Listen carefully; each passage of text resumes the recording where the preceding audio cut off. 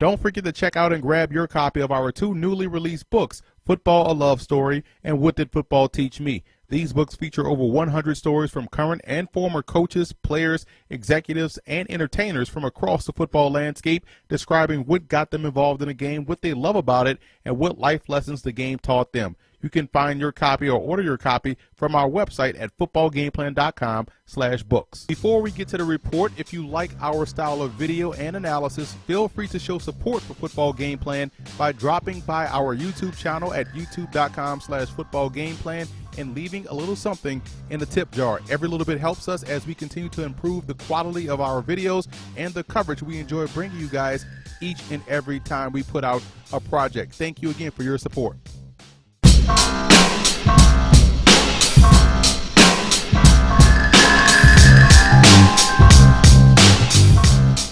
Kyle Friend out of Temple at 6'2", 300 pounds is our #1 rated center prospect in this year's draft class. Compares favorably, in my opinion, to Max Unger of the New Orleans Saints, and also graded out as a first-round talent. He's good on both ends of offense, very strong at the point of attack, and gets movement on base blocks in the power game, zone game. I think he's versatile enough to excel at guard, and he doesn't hit the ground. But at times, if the defender is able to get into his chest first and extend, he has issues trying to reset and redirect. But overall, tough football player, and quite honestly, like I said before, the best center prospect in this year's draft class.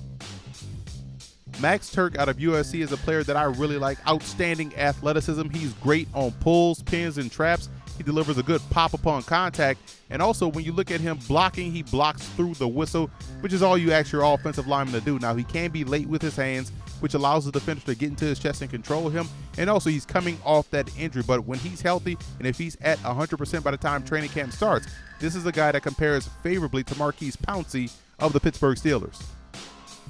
Ryan Kelly out of Alabama put together an impressive career for the Crimson Tide. He has a powerful punch off the football. He's effectively able to stymie the defender and turn and pin him inside with ease. He has good movement skills and excellent hand placement. Now, his footwork while engaged could be a little bit more consistent, and he has to finish blocks as he moves forward. But this is a guy that has A+ awareness, able to pick up the blitzes and stunts very well, and plays a lot like Mike Pouncey of the Miami Dolphins. Nick Martin out of Notre Dame at 6'4", 299, executes double teams well. He gets really good movement in the running game, and he climbs to the second level very well also. And I also think he's able to zone block effectively, so he may be a little bit scheme diverse in what you can do with him in your offense. Now, he can play a little high at times and tends to reach, which gives him poor leverage and pass protection. I think if he can become a little bit more consistent in sitting in the chair, so to speak, his pass pro will definitely improve. I thought GLASGOW out of Michigan had a really good week of practice at the East-West Shrine game. He has great ball get-off in the running game. He plays with really good leverage for a taller center. He's 6'6", and that's tough for a guy to do. He's able to angle and position block very well. Now, I do think he's just okay on pulls. He has to add strength. His hands tend to get outside, and he doesn't always bring his feet. But like I said, throughout the course of the week at the East-West Shrine game, he was the best offensive lineman in attendance.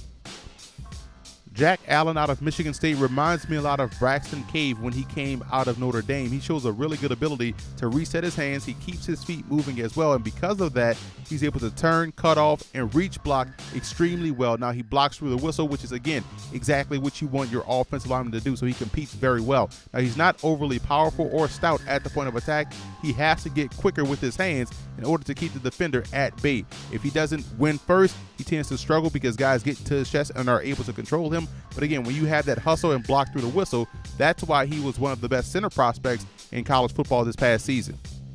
Evan Boehm out of Missouri at 6'2", 303, and I mean this term in the most positive and complimentary way. He's a bully on the football field, very strong and finishes his blocks. He's very effective at pinning and walling off defensive linemen. He's always creating lanes inside for the running back. Now, his footwork is inconsistent, which causes defenders to get into his chest and walk him back, and they're able to slip blocks.